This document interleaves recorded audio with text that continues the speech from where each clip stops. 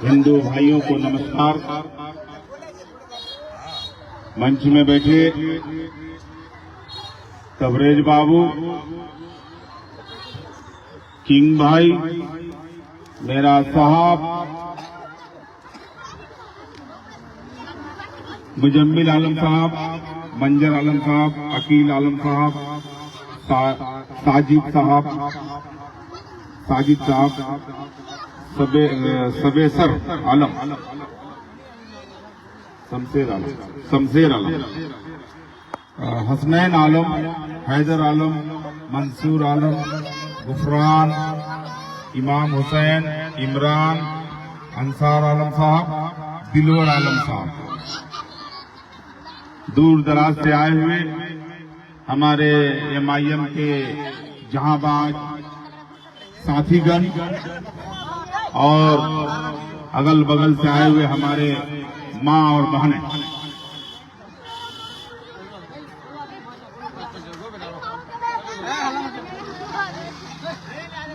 आप लोगों ने मुझे एक बार नहीं, 2 बार नहीं, 3 बार नहीं, 4 बार MLA बनाने का काम किया है आप लोगों ने।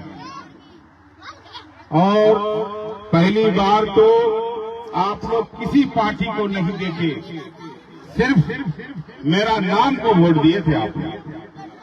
पहला दफा जब हम नॉमिनेशन किए थे तो हमको कस्टडी हो जाना पड़ा था। जिस दिन नॉमिनेशन हुआ था उसी दिन हमको जेल जाना पड़ा था। लेकिन आपने जानते थे कि तौसीफ आलम साहब को निर्दोष फंसाया है पुलिस वाला। आप लोगों ने मुझे इतना वोट दिया, जो कोर्ट मुझे रोक नहीं सका। कोर्ट को मुझे बेल देना पड़ा, पुलिस प्रशासन को पीछे होना पड़ा। आपने उस लायक मुझे बना दिया जो उसके बाद कांग्रेस मजबूर हो जाना पड़ा हमको बुला करके टिकट दिया। एक बार नहीं 3 बार आप लोगों ने पहला बार निर्दलीय लड़ा तो उसमें जिताया, दूसरा बार कांग्रेस से, तीसरा बार कांग्रेस से। ए बाबू तुम लोग दोगे भाषण करने के लिए, हम चले जाए, बोलो सुनने दो ना, उन लोग सुनने के लिए आए ना। ए बाबू तुम लोग चुप रहोगे नहीं तो हम चले जाएंगे, चुप रहो बच्चा सब। 4 बार आप लोगों ने जिताने का काम किया। आप लोगों ने निर्दलीय जो हमको मजबूती से आप लोग जिताया, कांग्रेस को मजबूर होकर के हमको टिकट देना पड़ा। 4 टर्म आप लोगों ने MLA बनाया। 5वीं बार मैं तो कहूंगा कि मेरा ही गलती था, इसलिए हमको शिकस्त खाना पड़ा। 2020 को जिसको आप लोगों ने वोट दिया, उन्होंने 2010 को राजद का टिकट से लड़ा था। राजद का टिकट में सिर्फ 4900 वोट आया था।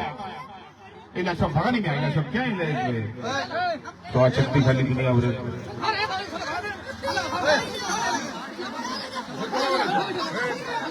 चुमारे रहते नहीं। एक जन बोल लेता अच्छा आवाज नहीं, दम चुमारे रहना। सुनो तुम्हारा पैदा नहीं हम लोग उनसे नहीं MLA से, मतलब हल्ला मत करो। 4 बार आप लोगों ने मुझे जिताया। मुझे इतना आप लोगों ने मजबूत कर दिया जो कांग्रेस मजबूर होकर के हमको बार बार टिकट दिया। आप लोगों ने जो आदमी को 2020 में 85,000 वोट से जिताया, उन्होंने 2010 में लड़ा था लालटेन छाप से, शायद हमारा मां बहन को मालूम नहीं है। 2010 में लड़ा था, जो अभी आपका MLA है उसको 4900 वोट आया था लालू जी का टिकट पर। लेकिन आपने 2020 में जो वोट दिया, हम जानते हैं कि आप असदुद्दीन ओवैसी साहब को वोट दिया है, आपने पतन साहब को वोट दिया है, आपने मस्जिद को वोट दिया है, आपने मस्जिद को वोट दिया था, ना कि किसी व्यक्ति को वोट दिया था। नहीं तो तौसीफ आलम को आप वोट नहीं दिए थे, लेकिन ये नहीं कहे थे आप लोग कि तौसीफ आलम खराब है या फलना वजह से तौसीफ आलम को वोट नहीं देते हैं। एक ही चीज था कि ओवैसी साहब को हम लोग को वोट देना। आपने ओवैसी साहब को वोट दिया और आप लोगों को क्या किया, जिसको 85,000 से आपने जिताने का काम किया, मेरा माँ बहन रोजा रख करके दिन भर भूखे रह करके वोट देने का काम किया और 85,000 वोट से जिताया आपने। उन्होंने क्या किया, आप लोगों को ले जाकर के 6 करोड़ में बेच दिया। आप लोगों को धोखा दिया, ओवैसी साहब को धोखा दिया, दल बदल करके राजद में जाके शरीक हो गया और 6 करोड़ में बेचने का काम किया। उन्होंने कहता है कि बोले हमको काम नहीं होता था इसलिए हम उस पार्टी में गए थे। मैं उनसे पूछना चाहता हूं कि लालू जी का बेटा 18 महीना सरकार में रहा, स्वास्थ्य विभाग में रहा, एक भी बहाली नहीं किया और स्वास्थ्य विभाग का सेहत उसी तरह से बिगड़ा हुआ है जिस तरह से आज बिगड़ा हुआ है। स्वास्थ्य विभाग यानी मेडिकल यानी क्या कहते हैं उसको, हॉस्पिटल नहीं सुधार आया। उन्होंने कहता है कि बोले हमारा काम नहीं होता था इसलिए चले गए। माए बहन योजना जो लाया है आज, ये झूठा योजना है बहनों। 4.5 करोड़ महिला है, अगर 4.5 करोड़ महिला को 2500 रुपया महीना देगा तो 1.5 लाख करोड़ रुपया महीना देना पड़ेगा। बिहार का इतना बजट नहीं है माँ और बहनों। जिस तरह से ये अमित शाह नरेंद्र मोदी ने घोषणा किया था कि 15 लाख सबके खाते में आ जाएंगे, क्या किसी का खाते में आया? नहीं आया। इसी तरह से झूठा योजना ला करके आप लोगों को बरगलाने का काम किया है। किसी भी इसमें नहीं जाना है, क्योंकि आधार कार्ड अगर देंगे तो आपके नाम पर सिम कार्ड निकाल सकता है। आप अगर बैंक का अकाउंट देंगे तो आपके नाम पर फॉरवर्ड करके आपके नाम पर बैंक से लोन उठाया जा सकता है। आप पीएन कार्ड दोगे, आपके नाम पर फॉरवर्ड सिम निकाल करके आपके खिलाफ कहीं जाकर के क्राइम करेगा। सिम रहेगा आपके नाम पर, मेरे माँ और बहन के नाम पर रहेगा, लेकिन वो क्राइम करेगा आसाम में, वो क्राइम करेगा दिल्ली में, वो क्राइम करेगा मध्य प्रदेश में, और जब केस होगा तो मेरा माँ और बहन के नाम पर होगा केस। इसलिए मैं अपने माँ बहनों से कहूंगा, किसी को आधार कार्ड नहीं देना है, किसी को पीएन कार्ड नहीं देना है, किसी को भी बैंक का अकाउंट नहीं देना है माँ और बहनों, क्योंकि ये योजना लागू नहीं होगा। आज लालू जी का बेटा बोलता है कि हम लोग गठबंधन नहीं करेंगे। मैं आप लोगों से पूछना चाहता हूं कि हम लोग 18% हैं और यादव जाति के लोग सिर्फ 14% है। नौजवान साथियों, आप लोगों को शायद मालूम नहीं है, मेरे भाइयों 14% है यादव, हम लोग 18% हैं। आज हम लोगों के साथ गठबंधन नहीं करना चाहता है। हम लोग सोच रहे थे कि बीजेपी को हम लोग मिलजुल करके हराएंगे, लेकिन लालू का बेटा हम लोगों से गठबंधन नहीं करना चाहता है। कहावत में है, गुड़ खाए गुलगुल्ला से पढ़े, वही कहावत है। यानी मुसलमानों का वोट चाहिए लालू जी का बेटा को, लेकिन मुसलमान का नेता के साथ गठबंधन नहीं करेगा। मैं आपसे कहना चाहता हूं, बगैर एमआईएम का लालू जी का बेटा का सरकार नहीं बनेगा, ये बात तय है। अगर सोचता है कि बगैर एमआईएम का हम सरकार बना लेंगे तो लालू जी का बेटा का जो तेजस्वी यादव है उसका भूल है। मैं चैलेंज करता हूं, याद रखना तेजस्वी, याद रखना तेजस्वी, हम लोग तो 100 सीट पर लड़ेंगे, हमारा तो 10 नहीं, 20 नहीं, 30 नहीं, 40 सीट आएगा ही इंशाअल्लाह। और हमारा अगर 40 सीट आ गया तो फिर हम लोग मुख्यमंत्री बनेंगे। तुम्हारा गठबंधन फिर तुमको हमको मजबूरन सपोर्ट करना पड़ेगा, नहीं तो बीजेपी सरकार बना लेगा। अगर बीजेपी को रोकना है तो हम लोगों को तुमको सपोर्ट करना पड़ेगा। मैं कहना चाहता हूं कि 3 तलाक के मसले पर ओवैसी साहब बोलेगा, ये एनआरसी के मामले पर ओवैसी साहब बोलेगा, हिजाब के मामले पर ओवैसी साहब बोलेगा, वक्फ संशोधन बिल पर ओवैसी साहब बोलेगा, धारा 370 खत्म कर दिया जा रहा था उसमें भी ओवैसी साहब बोलेगा। तो हमारा वोट कौन पाएगा? बोलिए। ओवैसी साहब को मिलना चाहिए। मेरा हक का बात वो उठाएगा तो हमारा वोट भी उसको जाएगा। मेरा कहने का मतलब है कि यादव जाति का नेता लालू यादव है, कुर्मी बिरादरी का नीतीश कुमार नेता है, संथाली का शिबू सोरेन नेता है, और हरिजन भाई का मायावती नेता है, और जाट का ओम प्रकाश चौटाला का बेटा, जो अभी चौटाला है उसका बेटा है, वो नेता है। पंजाबी का नेता अलग है, जाट का नेता अलग है, मराठी का नेता अलग है, केरल का कर्नल का नेता अलग है। आपका नेता कौन है? मैं आपसे पूछता हूं। अगर इज्जत बचाना चाहते हो, अगर अपने आप को मिटने से बचना चाहते हो, तो ओवैसी साहब को लपैक कर दो, वरना हमारा इज्जत नहीं बचेगा। SIR लगा करके हमारे जिला से 1,40,000 वोट काटा गया। उसमें हमारा हिंदू भाई भी है, लेकिन कम है, लेकिन 1,40,000 हमारा जिला से वोट काटा गया। आपका MLA BDO को सर बोलता है, आपका MLA CO को सर बोलता है, आपका थाना प्रभारी को सर बोलता है, जिसके वजह से निवासी बहुत आदमी का नहीं बना भाइयों, जिसके वजह से वोटर लिस्ट से नाम कट गया। कहावत में है, लात का ढेकी बात में नहीं सुनता। थाना प्रभारी को, अगर थाना प्रभारी को लात का ढेकी बात से नहीं सुनता है, आप लोग हम जिस दिन नॉमिनेशन किए थे 17 केस मेरे ऊपर डाला था। क्यों डाला था?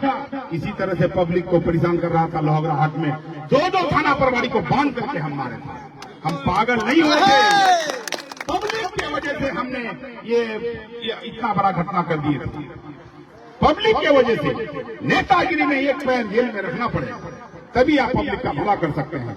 आज हमारा जनता का निवासी नहीं बनता है। आज हमारा जनता का मोटरसाइकिल रसीद काटने के लिए 3 से 6,000 पर के वाला देना पड़ता है। आज रजिस्ट्री ऑफिस में एक रजिस्ट्री करने के लिए 3,000 पर के वाला देना पड़ता है। आपका नेता के मुंह में बोली नहीं है। आपका नेता CEO को कहेगा सर, आपका नेता BDO को कहेगा सर, आपका नेता थाना प्रभारी को कहेगा सर।